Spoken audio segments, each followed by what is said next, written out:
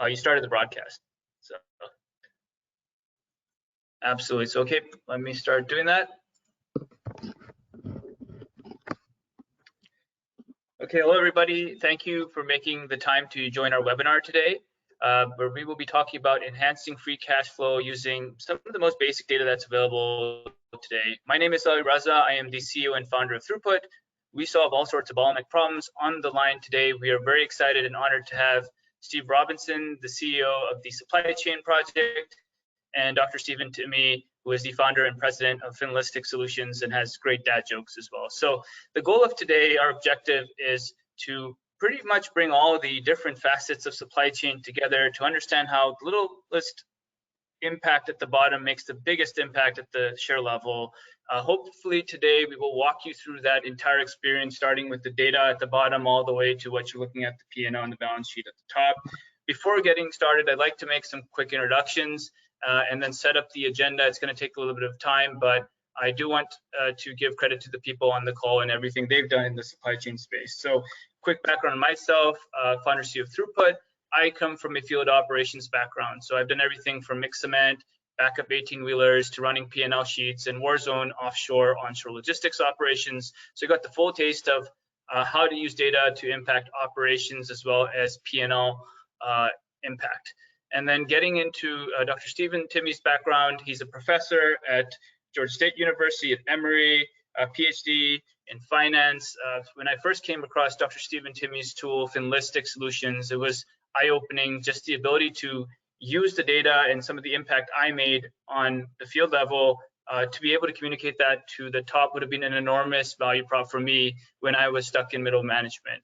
So Dr. Stephen Timmy today will be walking us through that impact, even showing you some simulations, and if you would like, towards the end, picking up some stocks to simulate. We'll probably focus more on cement today, so that's a common theme between us, and we'll take it from there. And lastly, but not least, Steve Robinson, I'll try to do justice to his background. Today, he is the CEO and the founder of the Supply Chain Project, that is a nonprofit that helps people get human needs supply chains, everything from food to shelter to clothes, all across the world. Some very interesting, fascinating projects that Steve is on today that really impacts things at the presidential level. Before that, Steve is one of those people who has, and I'll try not to embarrass him on this call, but really touched everything in the supply chain and the finance world. He started at UPS as a production supervisor. Then he joined a little company called Walmart and became the VP of Supply Chain and VP of Logistics. In the 90s, he brought theory of constraints and Goldratt to that ecosystem. Then he went over to the I2 world, where he became an executive vice president of product, came back and became a CEO at Air Road, where he had to manage a P&L backed by private equity group, taking care of the financials and probably getting a lot of gray hairs from it. And then coming back to the tech side with One Network as an EVP, selling technology to the Army and the DoD, then going to Transplace, and then going to a little company that we know as Starbucks and becoming their VP of Global Logistics and setting up their Center of Excellence. Then coming back to Silicon Valley and working at Gobble, which was a 15-minute gourmet delivery startup, and then helping with Overland at the PE side. So hopefully I covered everything in terms of introductions. Was that a good job, Stephen? Thanks, Ali. Good job. Perfect. So with that, I'll bore you with the agenda, but from there we'll get into the real meat of things, right? So today the agenda will be to talk about just bringing it all together, right? How is everything connected and what was the missing link? We will start with Steve Robinson. He's going to give his perspective of the last 3 years and the last 30 about why supply chain is such a missing link and how sometimes supply chain people and finance people are essentially saying the same thing and have the same metrics and are working together to the same goals, but they don't know it, right? And then what we'll do is to give more light to that, we'll let Dr. Stephen Timmy talk about how that finance and supply chain management connection actually exists and how it's important to take what's happening on the ground and the metrics and the data and to push it through a system like, say, Throughput and into Finalistics to be able to communicate to the top to explain what the impact is to the dollars up to the earnings per share, so you as operations managers and logistics people can get the dollars you need to do your job. What I'll do from there is I'll start at the very bottom level, right? Very simple. run through a case study with cement. I picked that because of our extensive work in the space and my field operations in it, to show you how very limited data that's available today, even in the dirtiest form, can impact your information and the decisions you make, and show the actions you can take immediately to impact the financials that you have. And then I'll hand it back to Dr. Stephen Timmy to talk about what that really scales up to from a earnings per share and stockholder perspective. And he'll look at it from an individual company perspective, an industrial perspective, and then he'll really show how creating operating leverage can happen for higher free cash flows and faster profitability just at 1% at a time, right? And we'll hand it over to Steve Robinson to wrap it up and explain how this applies to every industry, including shippers and carriers, right? They're essentially both in the supply chain, and then we'll open up for Q&A. So apologize for the long introduction. I just wanted to make sure that we had every aspect of the supply chain and finance covered on this call. With that, I'll hand it over to Steve Robinson to talk more about the missing supply chain link. Over to you, Steve. Hey, thanks, Ali. And again, it's a pleasure to be here with my my good friend Stephen Timmy. And hello, and good morning, good afternoon, good evening, depending on where you are. You know, Ali, I thought I'd start with just a historical perspective. I can remember standing on a freight dock in 1980, working for Roadway Express in Columbus, Ohio, Steve, and Yellow Freight Systems announced the first discount that was available after deregulation. It was a 5% discount. And the entire industry thought, well, you know, things are over now. We've deregulated and discounting is here. But it was very much at that time transportation distribution. It evolved, Ali, to a space more consolidated that we called logistics, and ultimately it became supply chain. Now, today's supply chain leaders are very much in some ways like C-suite executives. They both tend to be aggressive multitaskers. You know, today, if you're a supply chain leader, then you've got to deliver the highest service levels. And that might be measured by in-stock, OTIF, and fill rates, the lowest feasible inventory to maintain that service level, Steve, and then the lowest fully landed cost, understanding not just the transport, but also kind of the time and touches involved in distribution. And there's the best customer experience now. You know, we like to say Amazon set the bar on redefining what the customer's expectations are and how they get rendered operationally. Cash conversion terms is something that today's modern supply chain leader, many of you, in fact, are managing. We learned this this new term and the importance of it during COVID that we call resilience, and it's really all been about profitability. So an aggressive multitasker, the current supply chain leader, and this is almost a bottoms-up view, but you know, clearly this sort of captures the span of what happens. However, if you're in the C-suite, you're also an aggressive multitasker, managing unaided brand awareness, your brand identity, the legal and risk implications of that, you know, fiscal responsibility over all the assets and all the capital that exists in the business, global compliance to treasury and tax requirements, the new and very relevant criteria around ESG, Steve. You know, years ago, it was hardly in any 10K or 10Q. Today, 86% of the corporations are reporting on their ESG initiatives. And again, you know, working capital, these concepts of resilience and profitable growth. So we've got, you know, two groups in the enterprise, sort of almost sort of a tactical operational view, Ali, as well as a sort of a strategic view, sort of coming together and looking at this for the first time. COVID was interesting. You know, COVID was interesting because COVID created a scenario where, you know, we lost resources. We lost, you know, we lost drivers. Raw materials were scarce. Logistics capacity was scarce, and the uncertainty, or what we would like to call demand and supply variability, was high. So people needed data. Now both sides needed new data. We need more real-time data. We need data, you know, more frequently, and we need data more, you know, more granularly. Those organizations that were successful in identifying and capturing and generating that data, Steve, created an opportunity to do something magical, and that was bring the C-suite together with the operational supply chain teams to really consider how the business was going to operate. And so the organizations that were successful were able to bring the C-suite to the table, because the decisions were bigger, often outside of the spending authority or the purview of the operational supply chain team. The decisions were more consequential as they related to shareholder value or customer created value. And so this new agile, nimble view of the supply chain, really created what I would call winners and losers.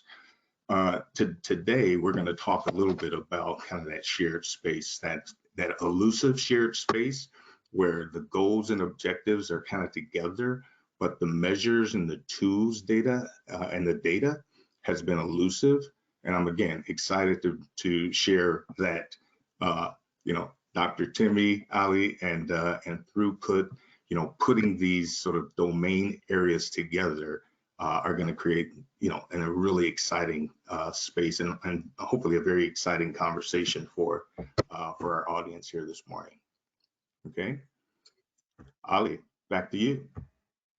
Yeah, thank you, Steve. And you mentioned that how all of this is connected, right? So maybe if you could just elucidate on how information flow, material flow, and cash flow are all connected, because this is something that during different stints of my career, I've sort of learned along the way, but I've been very fortunate to have that exposure from operations to finance to information. So how is it all tied together? How is it all working towards the same goal, right at the very top?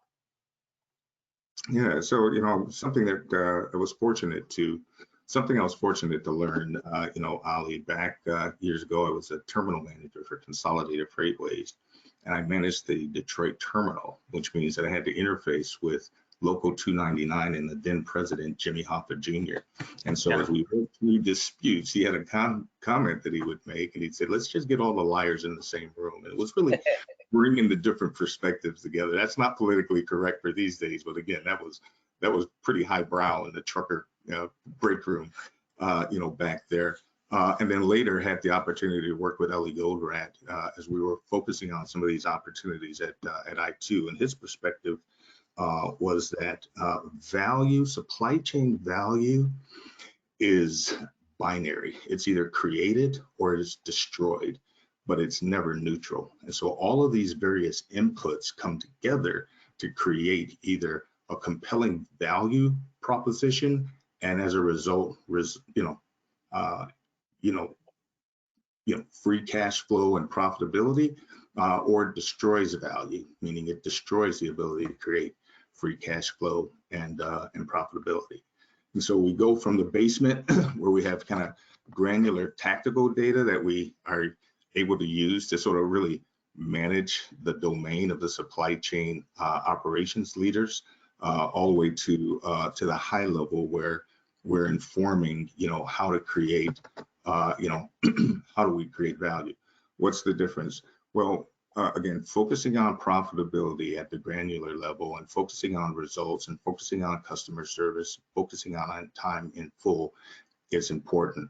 However, at the C level, when we're actually managing supply chains, it's a different perspective. We're trying to determine if our investments in people, process, technology, facilities, capabilities are creating what we call supply chain leverage, the ability to grow the top line of your revenue while maintaining or at least minimizing the rate of growth for all of the assets or all of your supply chain cost and capital investments, right? And so effectively, we're talking about performance at two very different levels. It makes complete sense. And I think that's a great segue to Dr. Steve and Timmy to talk about how they're both sides of the same coin and how it's important to be able to communicate what the operational KPIs are at the bottom and use data and information to be able to communicate what it means to the top. So over to you, Dr. Steve and Timmy. Yeah, thanks. And I'm a finance type, right? Used to be a professor of finance, gets to work with a lot of CFO types, and so we think about the world really more on what you see on the left side. So how fast are we growing revenues, and how well are we managing our direct cost, and what's in inventories and what's fixed assets, and there's other parts of the business. So where my friend Steve Robinson, I think, started with the operational side and had this epiphany about the financial side. I started on the financial side, and it's like, well, what really drives this stuff? And it's not just us CFO types yelling louder, at our folks saying, reduce inventories 5%. So really start thinking more about, well, what is this connection? And so when we look at revenue growth, a lot of it's capacity utilization, right? Like if we could squeeze out another 1% more, if market conditions are right, we could grow revenues, which is always a good thing, and actually with increased profitability. Then start looking at things like the direct costs, and in a lot of manufacturing industries, those direct costs, which is material, labor, overhead, logistics, they can make up somewhere between 50 to sometimes 75% plus of our revenues. It's the largest cost. And so start thinking about, well, if people could improve, for example, the usage of materials, right? There wasn't as much scrap and rework as an example, or we could do a better job around scheduling, if we had greater visibility in this global network of manufacturing, that can improve cost of goods sold, and that's going to go to the bottom line, which is going to go to earnings per share, which all shareholders like. And then, inventories, right? There's a lot of inventory sitting there. It's not unusual, depending on the manufacturer. You got 50, 60, 70 days.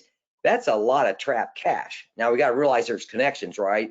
Us finance folks are like, the lower the inventory, the better. Well, then we have stock out. So let's balance those two.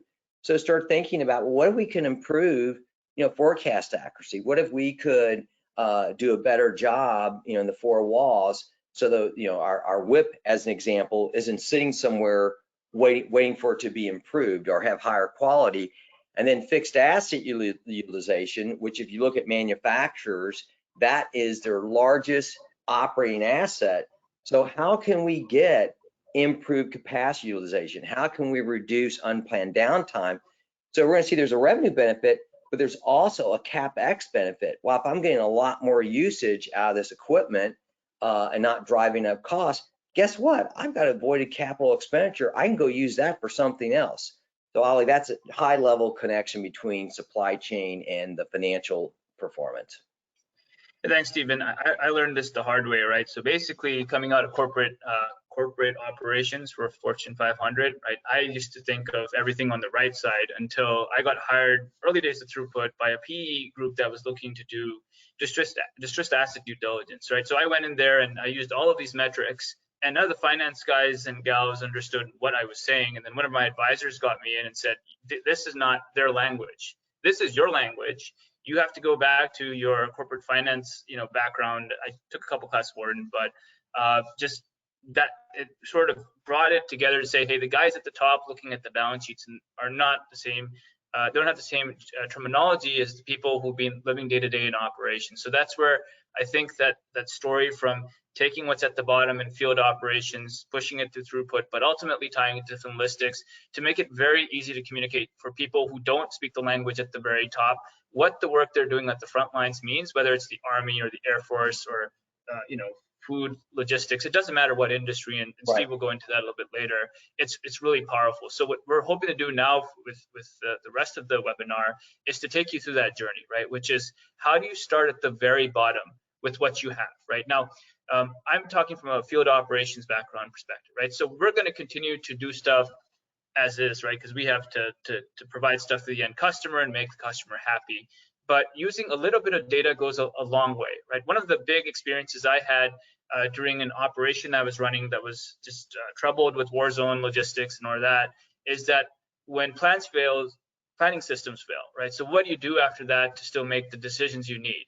What we realized is at the field level, we still had a lot of data that we were not doing much with. Mature order data, which essentially, when was something ordered, when was something delivered, when does it show up?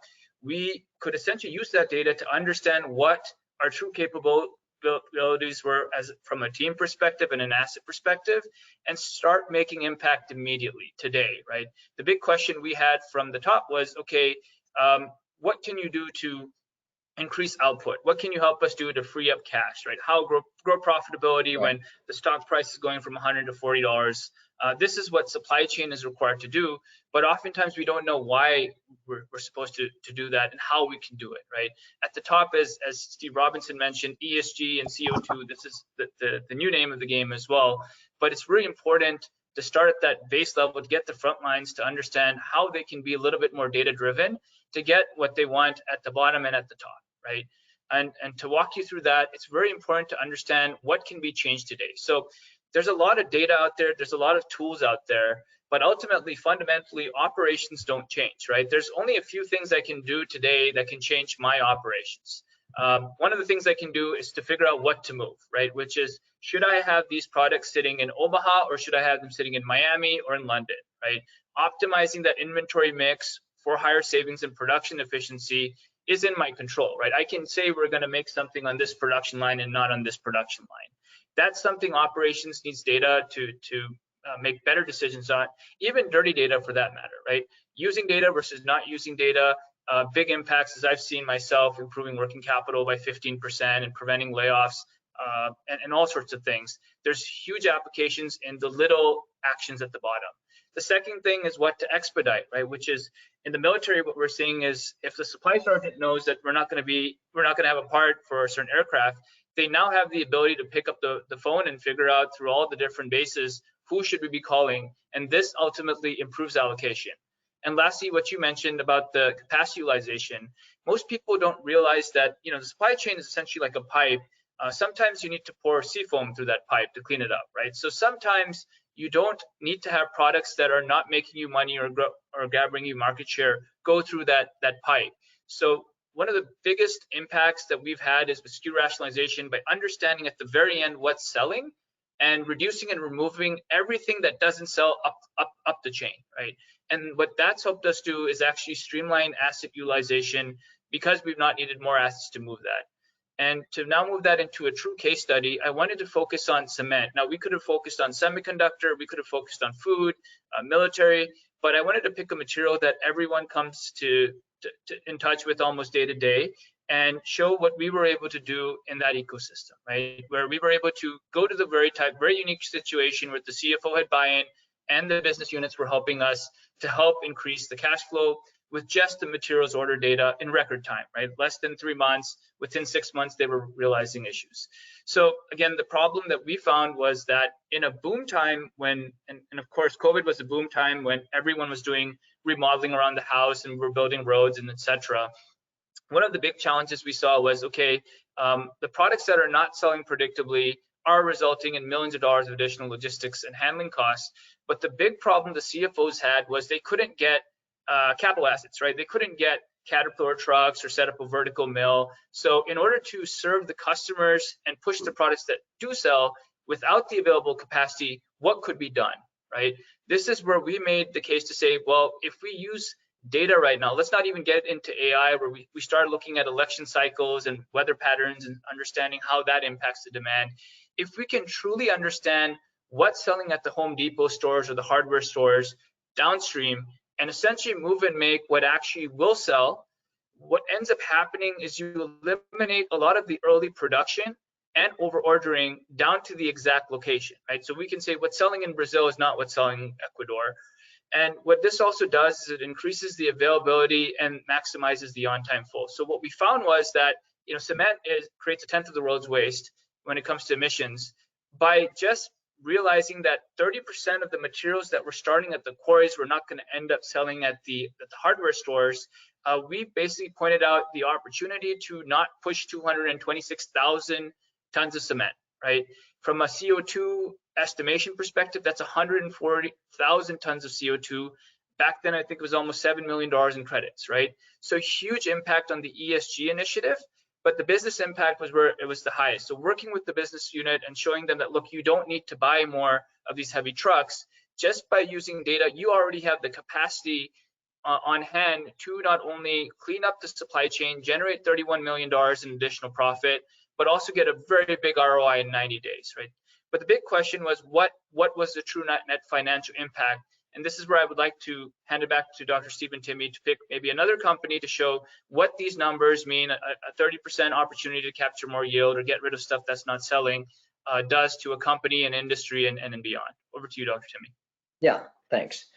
So let's go to the next. There we go. Keep going. Yeah. So, and I want to say that us finance types, and it's just not us. I mean, I haven't seen marketing folks talking about how can supply chain help me improve supply chain, help me drive revenue. So there's a much greater appreciation for the competitive advantage that supply chain can create. But we're not operations people. I mean, there's a few CFOs out there that I know. So the point is, hey, you guys have got a lot of the good ideas, but I'm not going to speak your language. You've got to speak my language. And that, in fact, that's the FinListic stands for financial linguistics. So, you know, there's much greater appreciation for that. But what we're doing in this case, we're using, again, construction materials as an example, and I've scaled this to $1 billion in revenues. So it says, okay, well, let's look at very high level revenue growth. What's the median, or I like to call the average, what's the better performers. So you see there's a big gap. Now, some of that's just due to differences in product mix or business models. There's a number of things that impact that, but what I find when you see gaps like this, there's opportunity. So, you know, one of the things I would really encourage everyone to do, if you're not doing so already, are the people out there providing solutions, providing the consulting, say, well, here's where you are, here's where the better performers are. You know, how much is that worth? And in this case, it's worth almost 140 million in revenues. Well, who wouldn't like that per $1 billion? And then, you know, if we look at their profit margin, that's about 31 million that you can go buy more stuff, give back to shareholders. Same thing, cost of goods sold, pretty significant gap there. I'm not going to go through all these numbers. Inventories, look at that. The median's at around 70, and the better performers are at 40. Now, can we eliminate that gap completely? My experience is no, but if you did, it's around 60 million. Well, what if you eliminated half of it? $30 million for a company with $1 billion in revenues. There's a lot they can do with that. And then same thing with fixed asset utilization. Look at the gap there. What this is saying is, you know, if the median could go to the better performers, that's almost $100 million a year annually in avoided capital expenditure. So for all my finance friends out there, think about having even half of that number to reallocate to higher return projects. So let's start at the very high level, that's this, and then let's dig into a little bit more detail around the KPIs. So Ali, if you'll advance it one, please. Yeah, so now let's jump over to the operational side. And I'm not going to go through each and every one of these, but in this case, what we're doing is we're saying, okay, you got this $1 billion in revenues, right? So it's scaled to $1 billion of revenues. We know what the industry averages are around these operational KPIs. And so what this is saying is, well, you know, what if you could improve things by 1%? Right? And if you're not doing something like this, I really encourage you to do this. Companies that we've worked with have said, well, we're not quite sure how to do that, how we're going to do it, but oh my gosh, if we could take 1% out of materials, that's almost 4 million. Well, let's think of some clever ways to do that that doesn't screw up the business. Or, you know, when we look at fixed asset utilization around capacity utilization, you know, it's about $2 million, 1% improvement is around 2 million. So I'd really encourage you, if you're not doing this, you know, with your clients or, you know, internally, whatever, go through this power of one. And Steve, I like your input on the power one. I know you and I have done it at various places.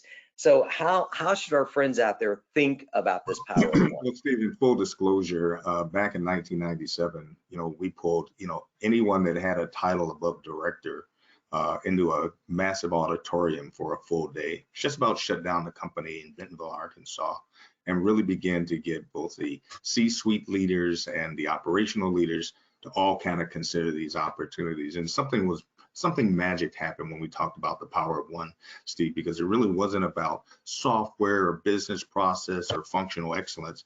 It was creating a safe space where everyone could suspend their disbelief and say to themselves, an average company can achieve a 1% improvement or a 1-day improvement, right, in these measures. an organization that, you know, really leans in and imposes its will on these numbers can do much better. So 1% becomes a safe space and really gets everybody in the business to understand that maybe there is a little bit of collaboration, you know, maybe there's some trade-offs, maybe the juice is worth the squeeze to figure out how to get to a 1% improvement. It's doable, it's achievable, and if you have any fiduciary responsibility, it's something that sells itself. So, you know, for me, that 1% was magic because it just really widened the addressable market of things that you can say yes to as an enterprise without throwing yourself off your strategy or your goal or your, you know, or your project plan. Yeah, and you know, to add some context around that, Ali, you said on the one slide, you know, we were told to do these things, but we didn't know why. Why are we doing this? And in Steve's example, you know, here's his company growing like crazy, building lots of stores, you know, having to take out, had good cash flow, but was having to take out additional debt. So one of the goals there was, hey, we want to keep growing, but if we could finance more of our own stores internally, wow, that's really helpful for our capital structure. And you know, the math was done because remember, Steve, we had a lot of the merchandisers in there, and they thought we were all nuts. But you know, each store generates this much in revenue. So guess what? This is not a story about let's cut costs, reduce inventories just to reduce inventory and cut costs. It was really a growth story, which I think they did a great job of explaining. Here's why we're really doing this. So for everyone out there going through something like this, don't forget to what's your North Star, and then communicating that to the folks that have to go out and actually do this. And when they do, say, oh, this is a growth story. I mean, there's a consumer products company right now, I won't mention, their goal is to take out $100-something million in costs. A lot of it's going to come out of supply chain.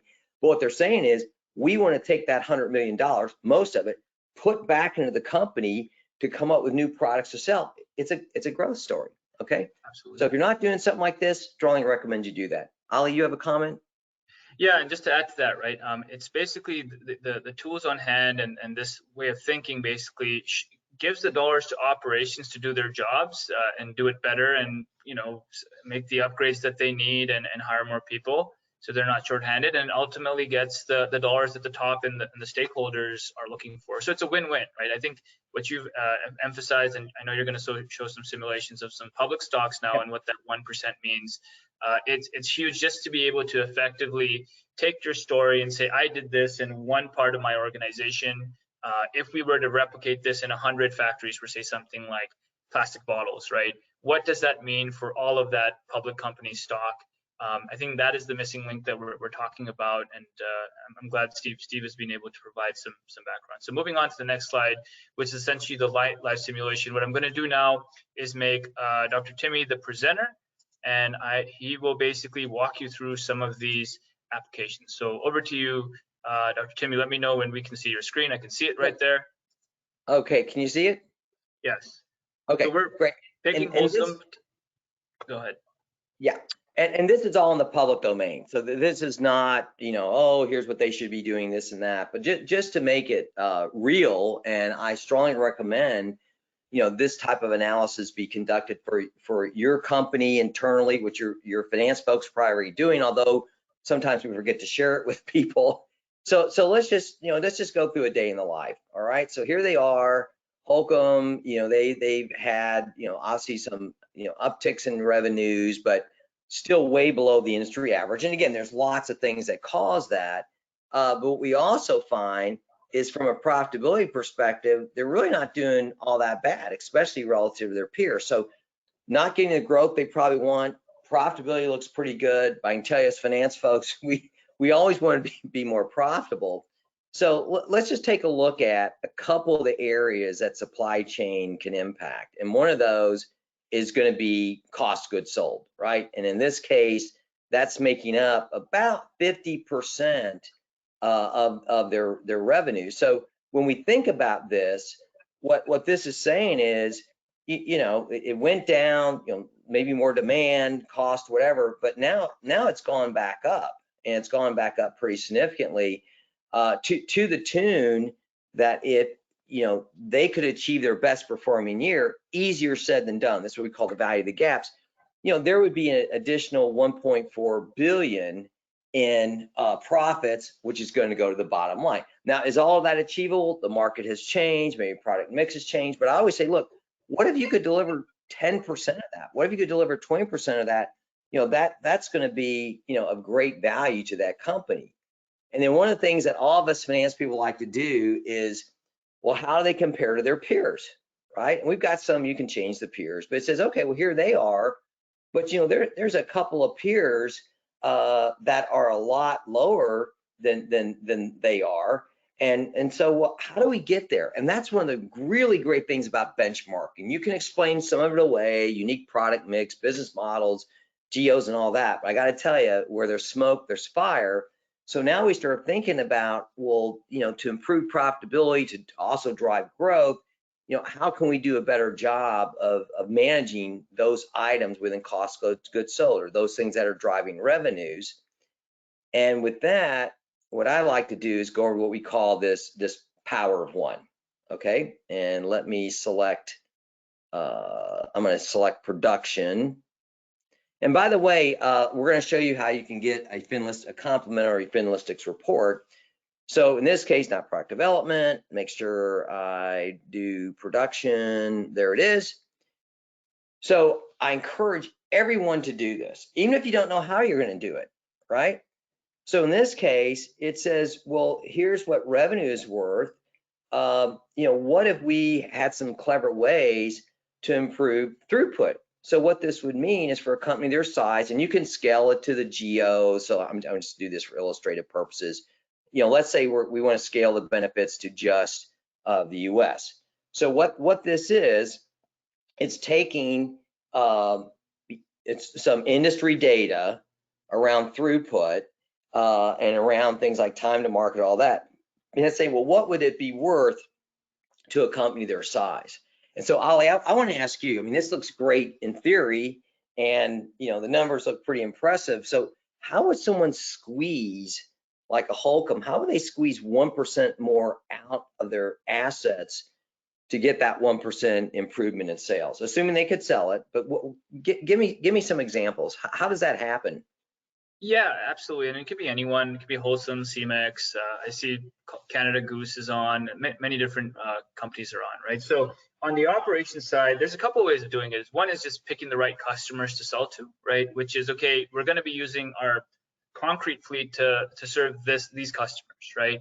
And if that ultimately eliminates customers that are not buying or paying, and that leads to increased throughput, right?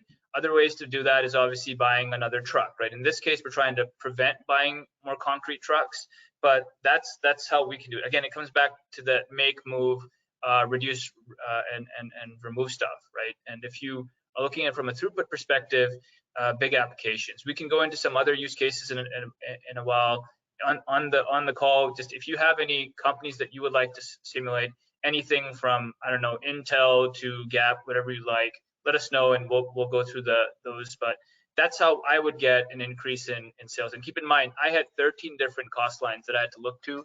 The last one I touched was labor. It was always trying to figure out what I could do with inventory, what I could do with scrap, what could I do with material costs. Over to you, Dr. Timmy.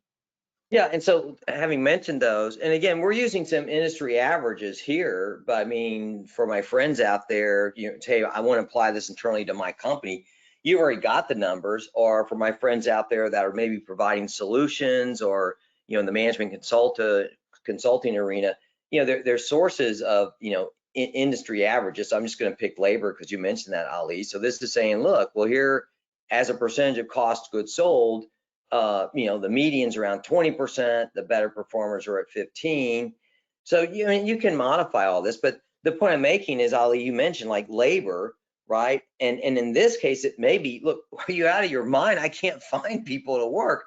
Well, don't think of it as a cost reduction, think of it as labor productivity. But the point being is, I would strongly encourage everyone out there to conduct this type of analysis internally. You got your own numbers. Well, what would a 1% be worth? How would we go get that? What if we could go up to a 3% benefit?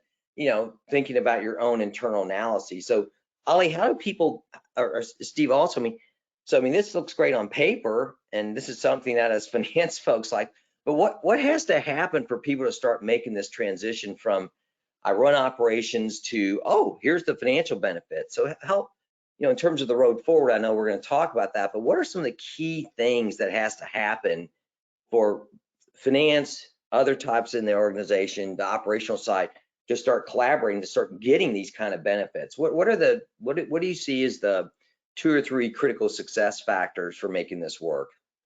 I hand over to Steve, but I think the simple answer is to quit operations and become an MBA student under you, Dr. Timmy.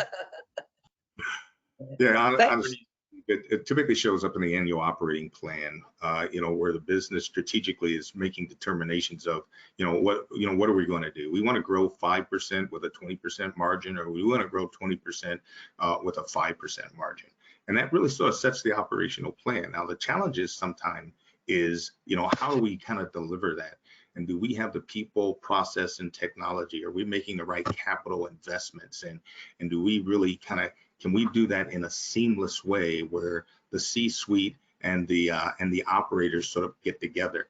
I think the planning piece happens. The facilitation, however, and the funding and the prioritization has been the mystery, right? So the best intended companies, really create plans, but fail to kind of execute those plans. 9 of the 10 companies that create an amazing plan fail to execute, at or above the levels. And again, I think it's because, Steve, of prioritizations, actions, initiatives, and funding. Often it is funding.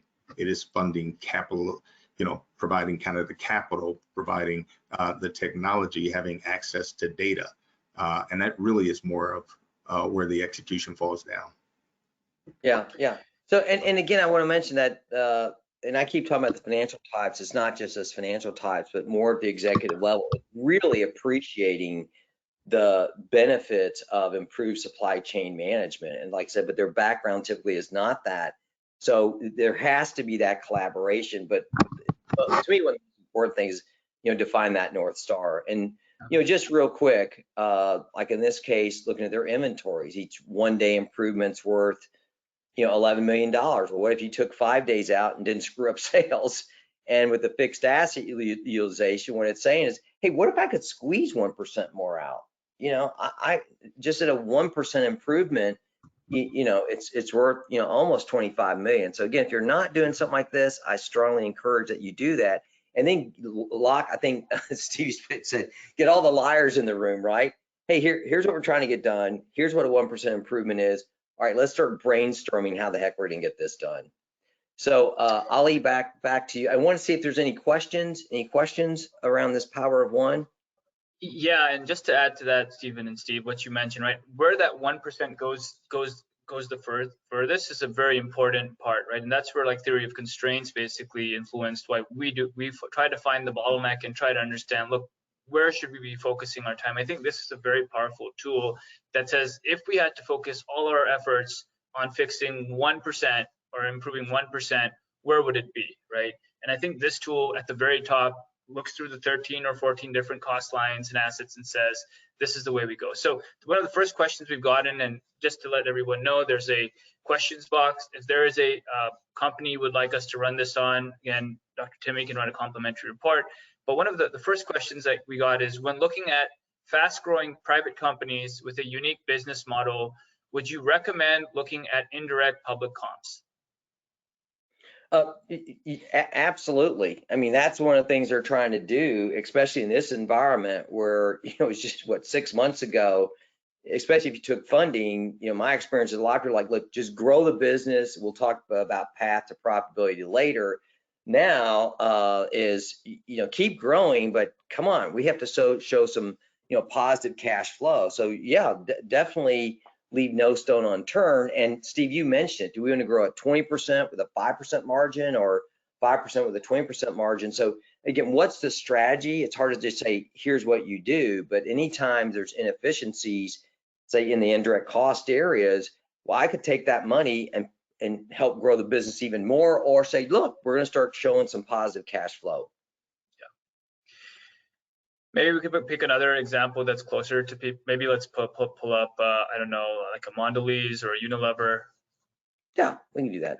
Or, and maybe I see some semiconductor people on the line, so Intel might be a good one, and pretty much everything that's impacting the U.S. And maybe Steve, you can talk more on reshoring if you'd like, and what this means from that perspective. Yeah.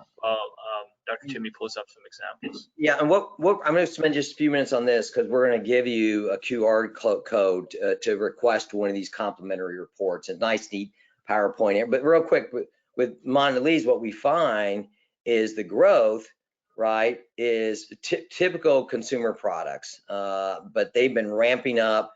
A lot of that, if you've been reading the news and we've been paying for it, is going to maybe not so much be through volume, but really price increases. But let's see how they're doing. Let's go through the same process. And again, we're going to focus on the supply chain management parts of it. Cost of goods sold being a big one. So you can see, look at this. You know, and this doesn't say anything about management, but you know, you got rising material costs, labor costs, distribution logistics costs. So for these guys, and they're big, each 1% improvement's worth, you know, almost $200 million. Well, let's break it down. Let's go to, you know, power of one.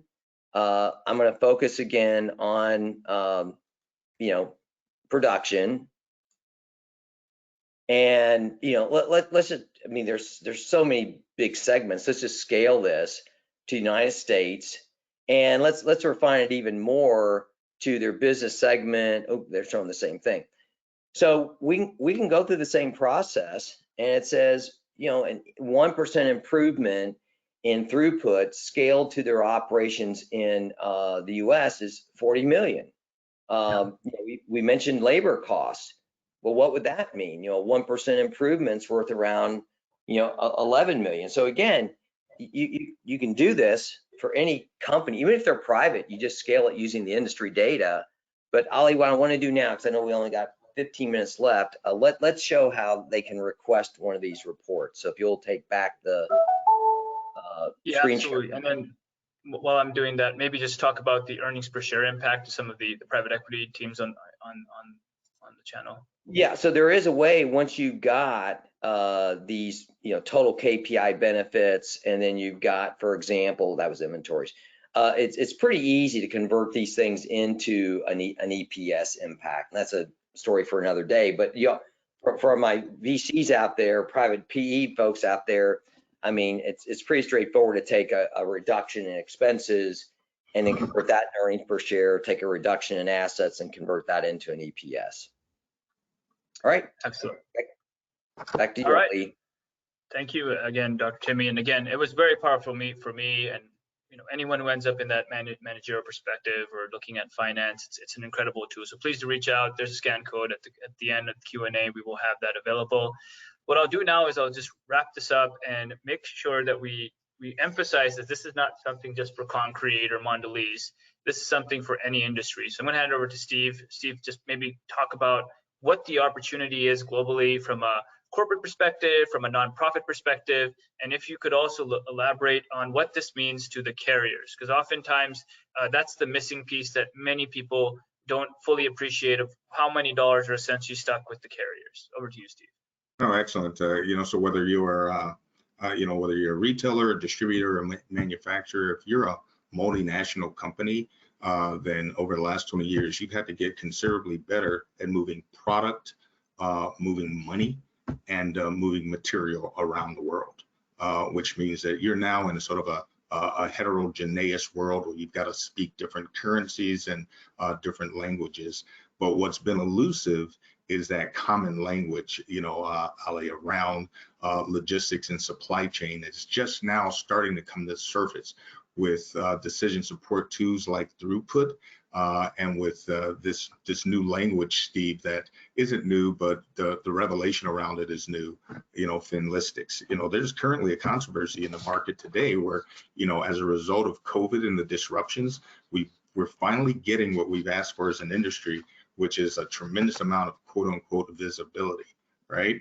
And be careful with where you might get it. So you're getting visibility today, and if you're a carrier provider, that means that you're really focused on visibility to shipments and you know, and capacity and handlings and weights and, you know, and destinations and, you know, schedules, asset utilization.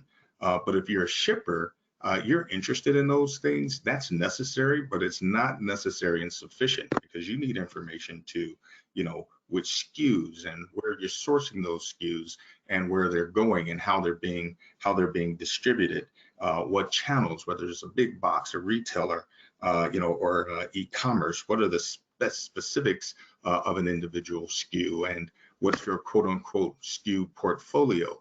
And so there's still these disparities in what, everyone's looking at sort of the same space, but attempting to determine, how do we organize the data and the reporting so that it helps us, create the right priorities, move Steve toward the right actions, focus on the right initiatives, make the right investments. So kind of the global opportunity is to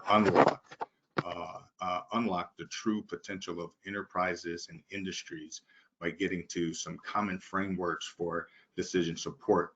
Throughput's done an amazing job in a short period of time defining a platform that allows us to, really get real-time decision support on what to stop, what to start, and what to continue if your goal is to make very specific impacts to your supply chain performance.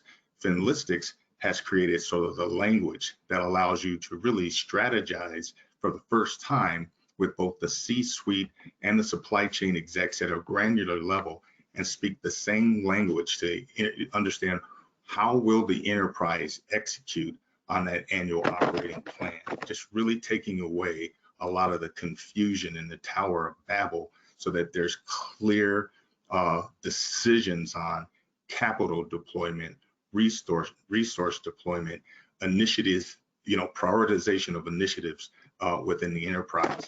And I think what we've had for many years is different organizations saying the same thing, ultimately with the same goals, but unable to achieve those goals because of the language and the lack of organizing the decision support.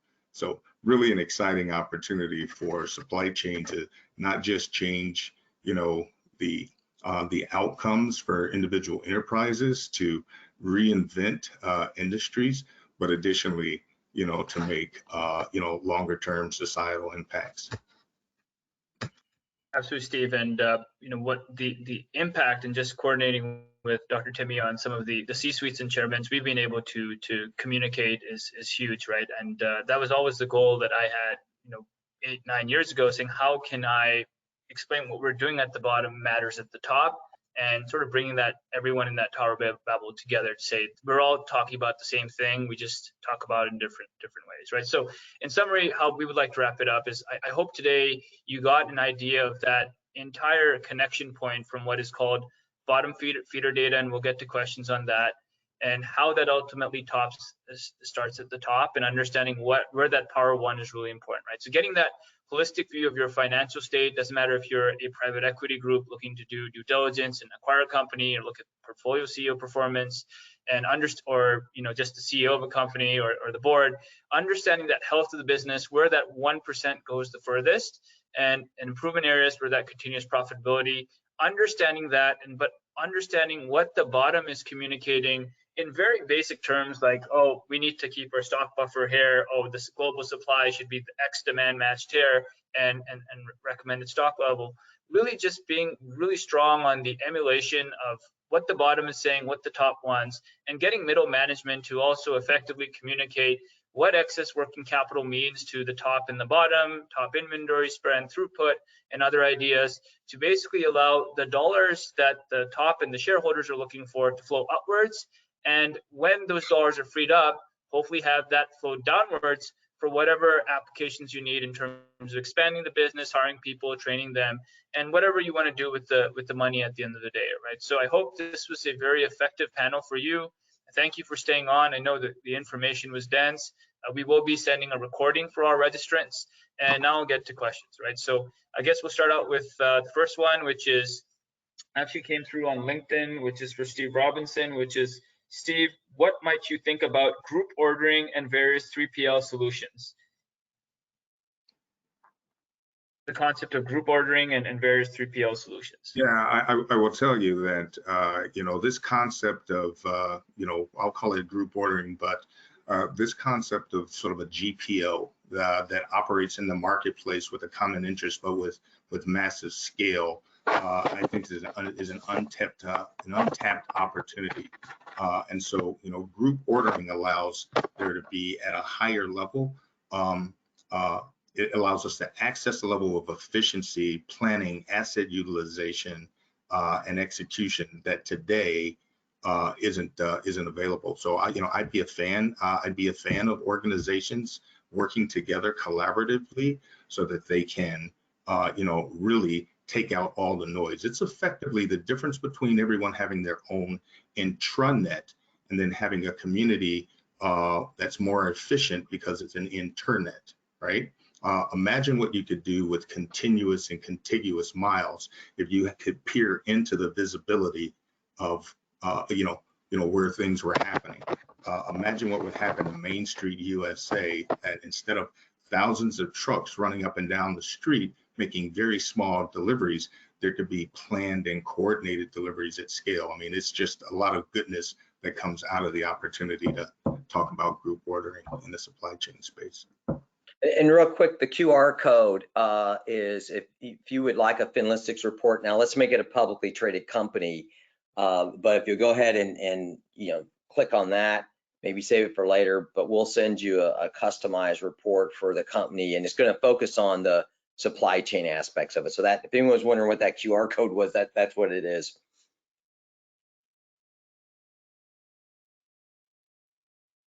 Absolutely, and registrants will also get a recording of this, so we will make that available. And if you'd like the deck, we can move that to you as well.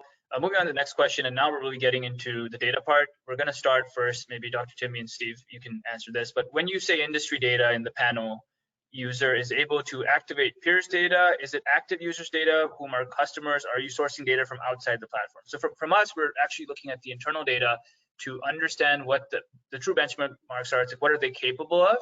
But then, of course, we use external data to see how supply and demand are impacting that capacity to fulfill. So that's our side on throughput to really get that covered. But over to you, Dr. Timmy, how you're pulling in data, and Steve, how you've been able to pull data in. So for the financial data, we get it from a source that has for like 65,000 companies worldwide. And then we do the analysis around here's the better performers, those type of things. And we also use that data to create the industry data for privately held companies, which a lot of times, like, we kind of know what the average performance is, but oh my gosh, what are these better performers doing that we're not? And then for the operational stuff like capacity utilization, we use a third party to source that for about 20 different industries. And that's just a starting point. And a lot of companies will use that to say, well, how are we comparing to both the median and the first quartile? Or for my friends out there, the solution providers, you typically don't know their numbers. So it's a great way just to use that industry data. Don't make a promise, but it's just a great conversation starter. Excellent. Steve, on your side with your background. I would share that, Steve's covered most of it. A couple other sources, freight payment and audit data. We talk in terms of modern networks, but just the ability to see, orders, shipments, and activity between, carriers, suppliers, contract manufacturers, third parties, direct capability, but aggregated and anonymized data around movement, as granular as you can get it, whether it's coming from visibility providers or whether it's coming from, guys like, Mike Regan at Transact Technologies. It has a plethora and a history of very granular movement data. And then, Ali, obviously the data that the economists are using to really kind of make forecasts relative to supply and demand. So some of that government data and some of the economist data is also kind of a great source of data.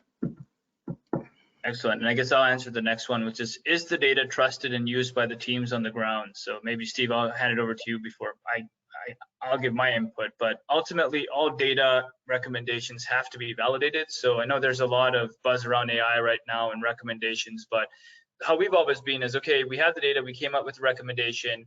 Does this match up with what you're seeing in the field, right? So coincidentally, I was with the New York subway yesterday working with the mechanical officers there. We picked a SKU and we basically asked them, is this what you saw in terms of a trend? And they agreed, right? But again, up to that point, I was holding my breath too, saying, is the data dirty? If it's wrong, do they basically invalidate everything else? So it's very important to get to recommendations fast, which is what we've done at Throughput, and then ultimately get operations to validate if that really gets you to that 1% that we could take to Dr. Timmy and say this is what it means for all of MTA. Over to you, Steve. No, I would agree. Ali, ultimately, historically, and even today, there really wasn't. It is about the data quality, but it's about the operational validation of the data. But it's not the data; it's the trend. There can be skews of the data. And good hygiene suggests you throw out the outliers, right? But it is the trend. And as you accumulate, we used to say 6 data points to really kind of validate the trend. Artificial intelligence can crunch much better data today. And so as we start thinking about the data and the ability to find true signal in the data over large data streams, the trends that are coming out of artificial intelligence and our ability to just manage big data models, those are real and they can be trusted. Excellent. And I guess we'll wrap up with one last question because we're at the hour. And thank you all for staying all this time. I was surprised that there would be a generative AI question, but there isn't one. There's a blockchain question. So could one of the panelists comment on the use of blockchain in supply chain, for example, tracking the origins of all components of a product? Steve, do you want to tackle this, Stephen? That sounds like a Steve question. Yeah, just really, blockchain is phenomenal because it forces you to authenticate, kind of who you are and what your position is and what your agency and stake in the data is, and it sort of minimizes distortion. Better for financial, reconciliation, but it also allows you to really go back and interrogate kind of the source of the data. So when we're starting to look at big data, big data models, you really want to understand and validate the source of the data and make sure that that those have been sort of authenticated. So for me, that's the primary role, is it ensures the integrity of the financial data, and that's important when you're making big decisions. Yeah. Good. All right. Any parting thoughts, gentlemen, or should we wrap it up? I think we've covered a lot of it. At least I've covered what I wanted to cover. Yeah, this has probably sent a few shockwaves through some systems, but I think that was sort of the point, to bring it all together. So thank you all for taking the time to learn how everything is connected, from information to material flow to ultimately the earnings per share of the company. If you have any questions, feel free to reach out to myself, Steve Robinson, Stephen Timmy, and don't forget that QR code for that final, actually your first complimentary report. So thank you again, and have a good rest of your week. Thanks, everyone. Thanks for your time.